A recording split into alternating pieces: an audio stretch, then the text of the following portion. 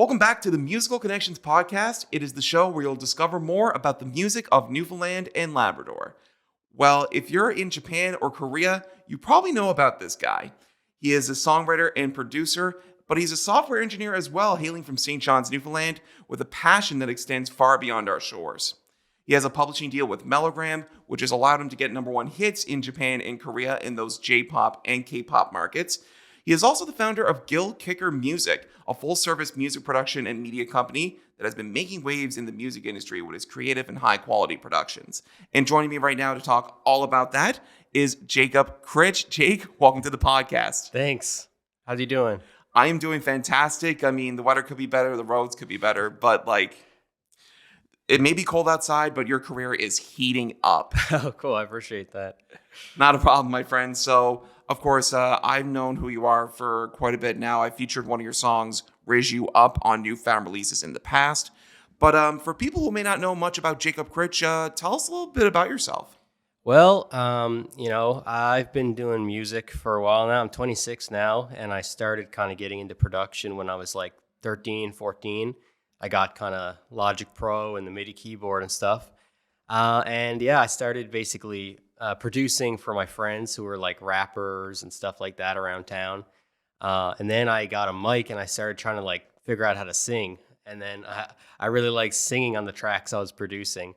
And that kind of led me down a path of just doing it every day. And I really like pop music and R&B music. So I started, trying to find people online because it's not like a huge scene here to do pop music. So I found some online communities and started reaching out to people. And that's how I started kind of making connections and improving. Yeah, connections, musical connections. Exactly. You say there wasn't much of a pop scene here for you to work with. Why do you think that is? I'm not sure. I think here, obviously like traditional music and like Celtic kind of influenced music is super popular. I think pop music is definitely popular like for listening here, like 99.1 and stuff like that is always popular. I'm not sure. I know there's a few people doing pop and things like that, but I guess just the way George Street is set up and, like gigging and stuff like that, it just kind of tends more towards like rock or traditional music and things like that, probably. That's fair too, and especially country music, because that's exploded, and that's really always been a popular genre here in Newfoundland and Labrador. So I can't blame you for looking elsewhere to collaborate with more people outside of Newfoundland. Yeah, my big influence were like I started listening to like Usher and Brian McKnight and Neo and like Justin Bieber and people like that, and I was like, oh, I want to try to make something like that. So pretty much my only way to go is to find people online that were doing music in that style. Especially I started listening to K-pop and J-pop like in my younger years. And that's just, it's kind of funny looking at it now because now it's actually pretty popular here in Canada and even Newfoundland, like K-pop fans and J-pop fans. But back then it was definitely more obscure. Yeah, it wasn't really mainstream yet until guys like BTS and Blackpink. And you look at the acts that have come out of that, like Jungkook and Rosé.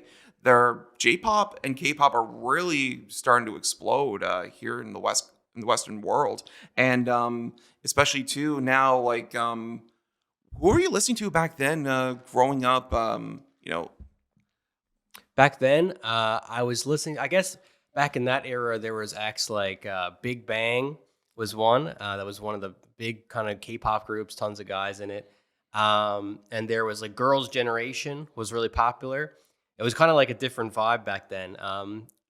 Back when I was really young, maybe like 2012, 2011, there was a J-pop group called Arashi, and they were kind of like a cheesy J-pop group. But I really like kind of some of the chords and jazziness that they were kind of had back then. So that's kind of what drew me into it.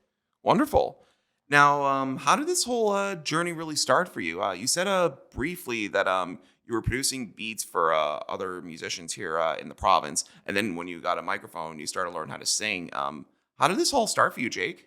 Well, I was kind of doing my own thing on my own, but it really started getting better when I started reaching out to people. So there was this Facebook group called Make Pop Music.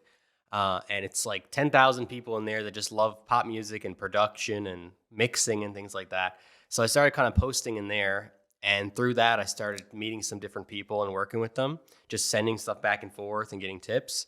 And through that, I met like one of my closest collaborators back in like 2016 named Ricky. And yeah, he had a company called Gill Kicker actually already started. And he's based over in Europe. So he had clients coming into his studio and he would do like productions as a service, right? So independent artists, and they would have an idea and he'd produce it out in this big crazy track and record them. So he really liked my style of like top lining, like doing the vocals and stuff on tracks on my production. So we kind of teamed up, and that's how I started doing like productions for money, kind of more professionally. Wonderful. Now, you are a software engineer. You've been at it for about 3 years. You're doing a degree at MUN now from going on your website, jacobcritch.com, I believe it is. Yeah. And you've worked with other Ocean and all these other great companies too. How did that journey from, like aspiring to be a musician land you in the software engineering world?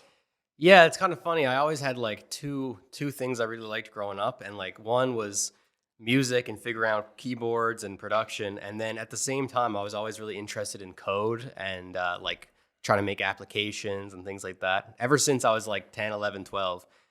So when it came around time to like I graduated high school, I worked around for a year, and then I was like, okay, I kind of applied to music school. I applied to Berkeley in Boston, and then I also applied to MUN because I was like, it didn't even connect in my head that computer science was like a thing you could study in school. I was like, this is just a fun thing. But I was reading what MUN offers one day, and I was like, wow, you can do computer science, and they have like algorithms and web design and all this stuff. So I applied, and I got in there before I got into like the Berkeley acceptance came in. So I started going to MUN, and it was just easy for me because it was just like I loved doing it, and it was fun. And I started, looking into all the career paths and internships and jobs and everything that has to do with software engineering. And so I really kind of dove into that as well. And I just said, okay, I like doing this. I'll focus on this, and I'll just keep doing what I'm doing with music on the side. Because I kind of have my own thing going there with the Gill Kicker and starting getting K-pop and stuff. So are there any similarities and differences between software engineering and music production that you find? Yeah. I think there's a lot of similarities actually. Probably why I like doing both is when you're producing a song, it's kind of like putting Lego bricks together. You have one sequence and you put it there, and you put another sequence on top of that. And it's like you're kind of programming the music to play in a certain order. And with code, obviously, it's the same kind of thing. It's very like this, then this, then this, a sequence. And I think the only difference is you're programming an application, you get like some result on the screen, like you can make a user or you see some visual or something. And with music, you're doing the same kind of programming, but you're just hearing audio coming back. So I kind of look at it that way in my mind. Yeah, I never thought of it that way myself. But you ended up signing a publishing deal with MeloGram, and then it allowed you to expand to those J-pop and K-pop markets. How did you get that deal to start with? Yeah, so I was doing the productions with Ricky at Gill Kicker, and we were just doing independent clients. And then we did work for this one client called Matej Smutny from Slovakia, and he ended up getting signed to like a major label off that deal to Warner Music. And so then we started doing like a whole album for Warner Music. So that was like my first introduction into like major label writing. And that kind of made me realize like, it's actually pretty possible to like work for these big labels and stuff. And I was always interested in K-pop. So what I started doing around 2020, 2021, I said, okay, how am I going to get into K-pop? So I started looking up the song credits, like what's the top 10 songs in K-pop, and I would just look at who produced it and who wrote it and all that stuff. And I noticed it was a lot of like foreign names, like it's people from Sweden and Canada and America collaborating with, people from Korea or whatever. And so I just started messaging those people. So I'd find their Instagram and I just like direct message them and say, hey, here's my demo. Do you want to work with me on a song? Or I'd email their publisher. So I just started doing that. And some people would answer me, and then some people would not answer me. Maybe 10% would actually answer. But of that 10%, there's a person named Jian Park and working with MeloGram, and Daniel Kim, who's the founder of MeloGram, who's written like hundreds of hits in K-pop. And we did a couple songs together and said, okay, I got some tips, and they started getting better. And then after doing a few songs, they said, hey, you should just sign exclusively like with our publishing label, which is like It's like a sub-publisher of Universal Music, basically. Wow. But Daniel Kim is it's a very small team. It's like he did all these hits for all these years, and he wanted to start publishing and helping other writers. That's wonderful, man. That is insane.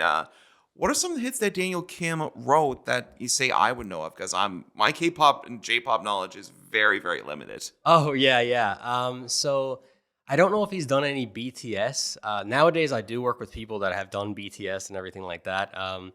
He's worked with, if someone's a little bit into K-pop, they might know like SF9 is this group. They have a lot of hits. They're kind of more mature kind of group. GOT7 is a really big group.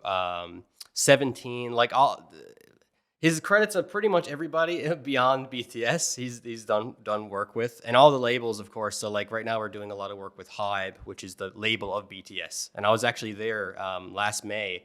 I was at HYBE. So wow. Cool. Yeah. So what was that experience like getting to be down there? That was really cool. So I had been doing K-pop for a few years up until this past year.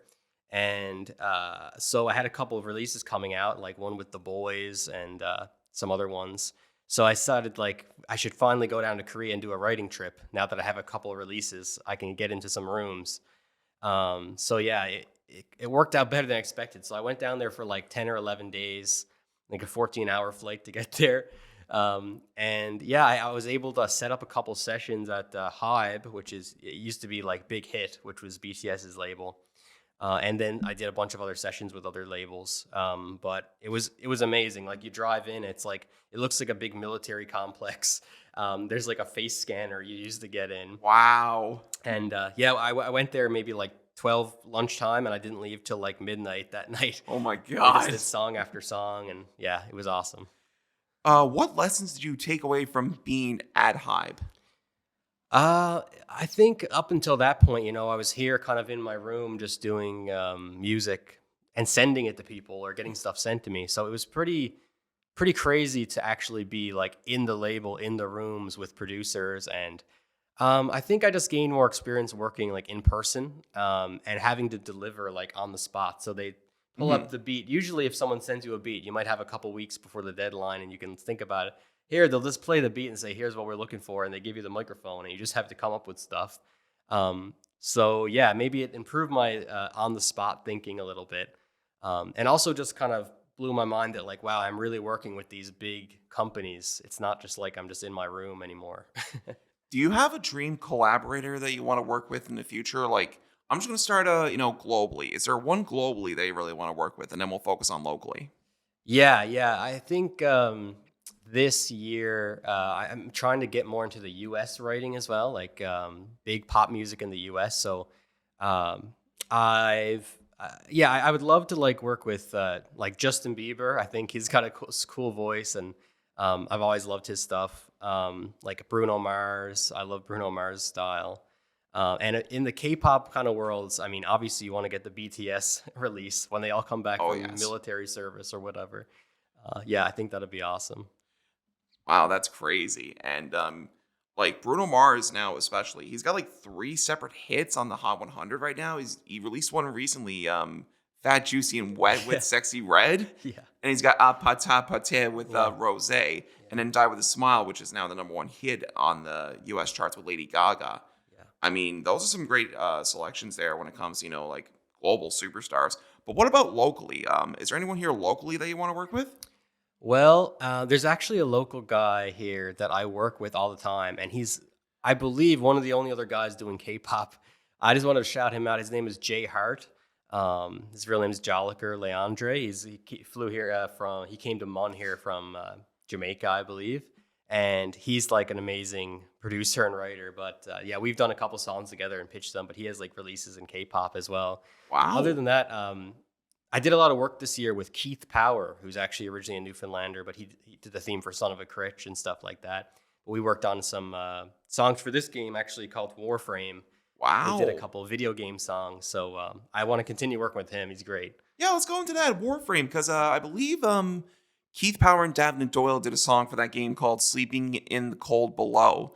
What was it like working on that with Keith Power, that game there that's on your shirt, WarFrame? It was really cool. That was kind of really lucky because that was like the biggest song I think I had this year or ever, I guess. It went up to like 5 million plus streams, Wow. which is just shows how crazy gamers are with music. But yeah, he was looking for a boy band style thing, just kind of like a really lucky moment. He was looking for a K-pop style production or a song for this game, and I just sent him my vocals on the song that they wrote and produced, and yeah, it came out. And then we did like a follow-up song called The Great Despair, which is more like a old school boy band ballad. But the reception to that was amazing. Do you have any like early influences that really influences your production style? Yeah, I always loved R&B and gospel music and pop, kind of jazzy kind of music. I would say like my vocal style is really probably influenced by like Brian McKnight and Usher and Justin Bieber. And my production, I mean, I love Craig David. Like I really like that kind of sound that's like UK garage and that old Y2K R&B, like with the bump bump bump, that song, like these old kind of 2000s R&B songs I love. Wonderful.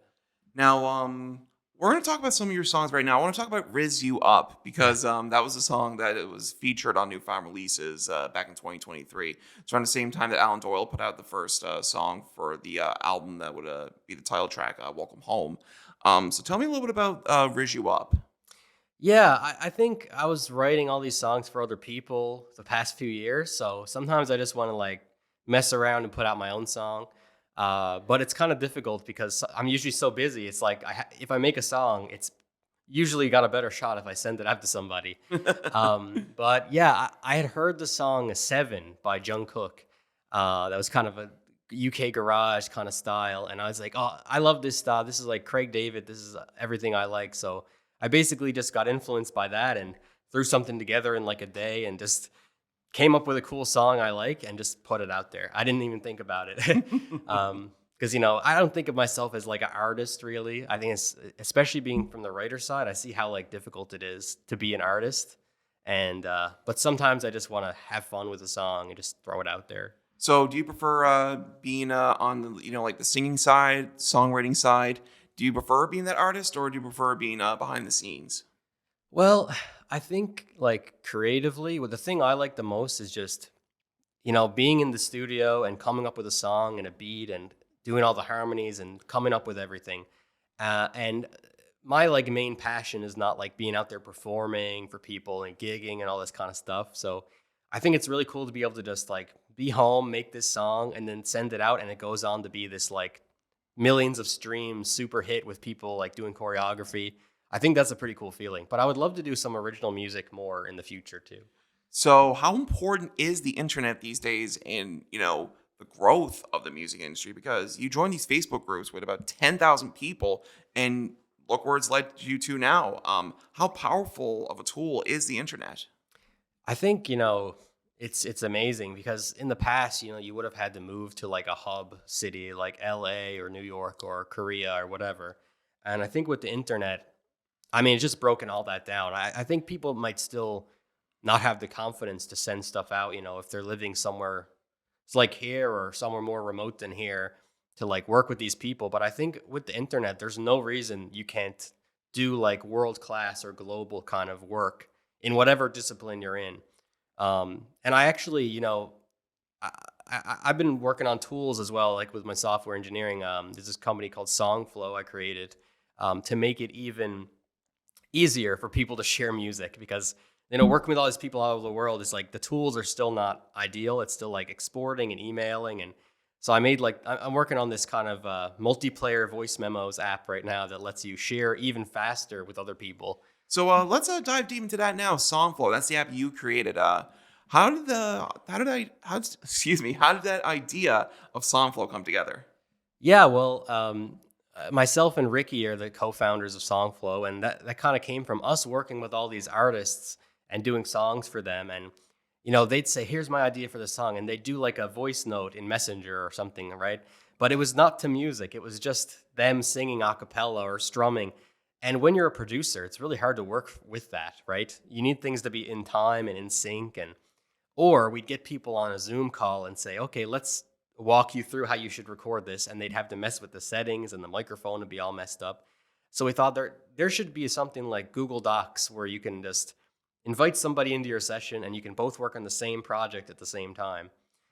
So we kind of built that to solve our own problems and launched it last year. And hundreds of people had signed up to it. And now we're kind of like reworking a version 2 of that into an app that's like even easier for people to pick up. So when can we expect that out? So you can try out SongFlow, the old version now, at songflow.io. But this app we're working on called MEMS, multiplayer voice memos, that's something we're hoping to get out to the App Store within like the next couple months and get people trying it. That's wicked, and it's great to see you taking the initiative to create something that can help the musician with the songwriting and creative process. Help that flow even faster than what normally would be expected of musicians these days. Yeah, it's. I think we got a great start going with this internet music thing, and I think it's only going to get bigger. And you see the crossover happening. There's songs in the U.S. charts from Korea and Japan, and there's songs in the Korea charts from the U.S. And I think music is going to get more and more global and intermingled. So it's great to have tools to support that. Yeah, and you had that publishing deal with MeloGram, and that's like a subsidiary of Universal Music. Do you find the big labels are as dominant as they were back, say, in the 90s or 2000s? I think in terms of the back end, like the rights and the publishing, they still have control of all of the IP and releases that come out. So they're still extremely important. But I think that the thing that's changed is on the artist development side. So you used to say a label would find somebody with talent, right, and they might have a little bit of buzz, but not that much, and they sign them and they do artist development to really turn them into a full artist on the label. But now it's kind of flipped where, since we have the power of social media and TikTok and Spotify, the labels just have to go find whoever has got 1 million streams already, and they just sign it so that they can get the rights. And of course, the labels still pay for all the promotion, and still a lot of work goes into that, so they're still pretty important. But the whole concept is kind of flipped, I think. So how would you find the state of music development here in Newfoundland and Labrador? Have you spoke with people that are dealing with that sort of stuff here in Newfoundland and Labrador that are experts in music development? Where do you feel that's at right now? I feel like there's a lot of cool things happening. I mean, there's a couple companies that are focusing on taking artists and helping them out basically, because there is a lot that goes into it.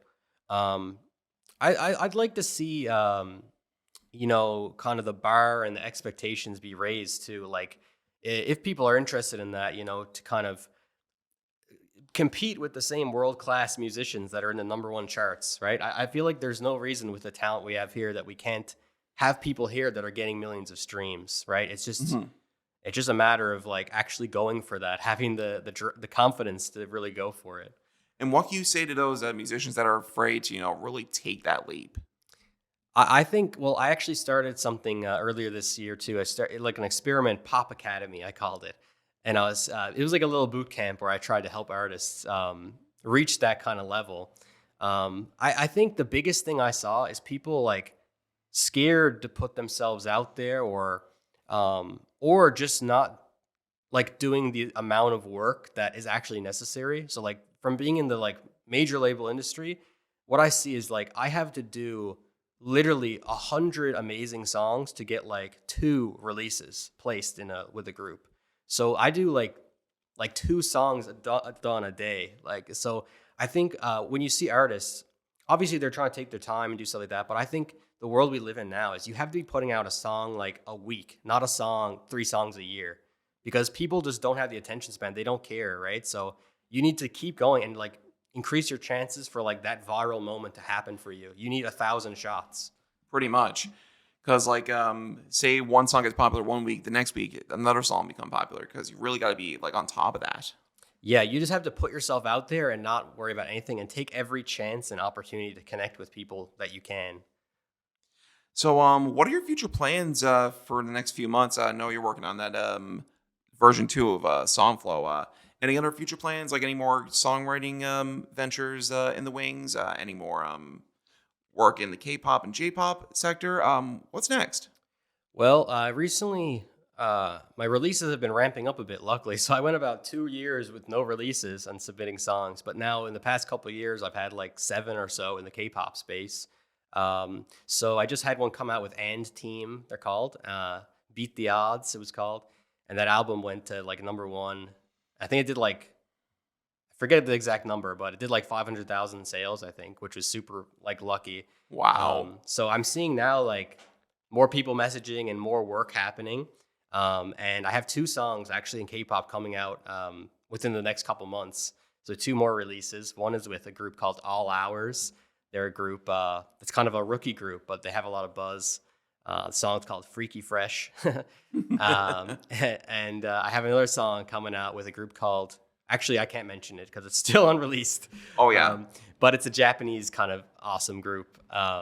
So yeah, I'm just writing every day and working with more and more people. I think this year I'm really focusing on like breaking into the US market a little bit. So I've been talking with some like labels and publishers in America and like LA, trying to work on writing and pitching to big US artists and things like that as well would be a big goal. I think one person you should be pitching to is Greg Wells. He is the proprietor of Silly Cove Records. And of course, he's been making a lot of noise with the movie Wicked, which is up for 10 Academy Awards. That is insane. But I would mention that to Greg Wells because like he's putting in a lot of work at Silly Cove Records out in Winterton, and he's taking the time out of his hectic schedule to help cultivate our music scene, which is huge. I mean, no real like big producer has taken the time out of his schedule to invest in our scene. That's huge. So what kind of producers are you interested in, say, like reaching out to? Well, yeah, Greg Wells, what he's doing is really interesting. I think we're lucky to have him, involved in our province. And I'd love to be a part of like what he's doing with that whole thing. In terms of other producers, there's a couple of producers I really admire that are really big. Like there's one called Circuit, and he's actually from Toronto originally, but he, for the past 15 years or something, he's been doing every pop act you can imagine. There's so many great producers. There's actually a podcast to shout out that's great called And the Writer Is. You better check that out. But it's all just songwriters and producers and having interviews with each other, which is kind of a really like hidden gem because it's not easy to like learn about this stuff sometimes. You have to just find a guy who knows a guy to connect with. Yeah, I think it's hosted by Daniel Wall, right?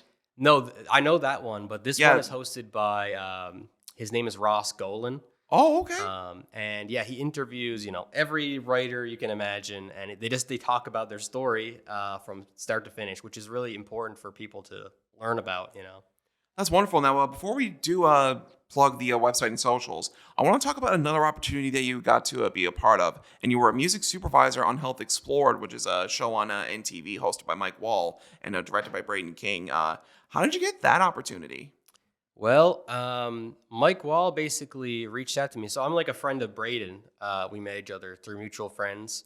And yeah, Mike reached out to me. I forget which season it's at now, but it's like multiple seasons in. I think it's on the 3rd season right now. On the 3rd season right now, and more to come. So I got involved in, I believe, starting from season 2 when they kind of refreshed the whole concept. And yeah, he asked me to come in and start basically just doing some music. At first, it was like sourcing tracks from here and there. But the past seasons, I've been actually composing all the music, start to finish. Wow. So it's my first kind of time trying to score something to film. So it's been super interesting seeing that side of music. That's wonderful, dude. I mean, like, I think I'm only like about 2 or 3 years older than you right now, and you've done so much in your life right now. Where do you feel like you're at right now in your career?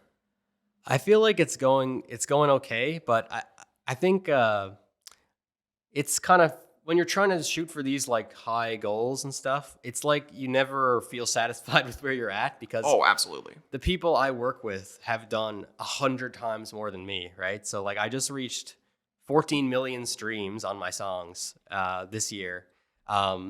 But the people I work with, they have 1 billion streams.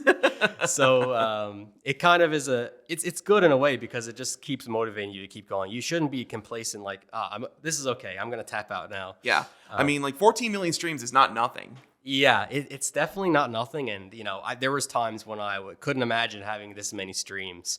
But it's all perspective based, right? So, For sure, you should be very proud of yourself. oh, thanks. Now, for people who want to find out more about Jacob Critch and what other projects you got on the go, what new music you're working on, where can people go when it comes to, say, your social media and your website? So yeah, I'm pretty active on Instagram at Jacob Critch. I post all my new releases and things like that there. And if you're a musician, reach out to me. We could work on something. And then SongFlow IO. Check that out. Especially in the coming months, there's going to be new apps and tools for you to check out as a musician for free. So. Well, it's inspiring what you're doing, man, and keep up the great work. I'm looking forward to seeing what you got coming up in store over the next few months, especially that new SongFlow version 2 and all the new songs you're working on with J-pop and K-pop. Jacob Critch, thanks again for coming on the podcast, and thanks for doing this. Thanks for having me.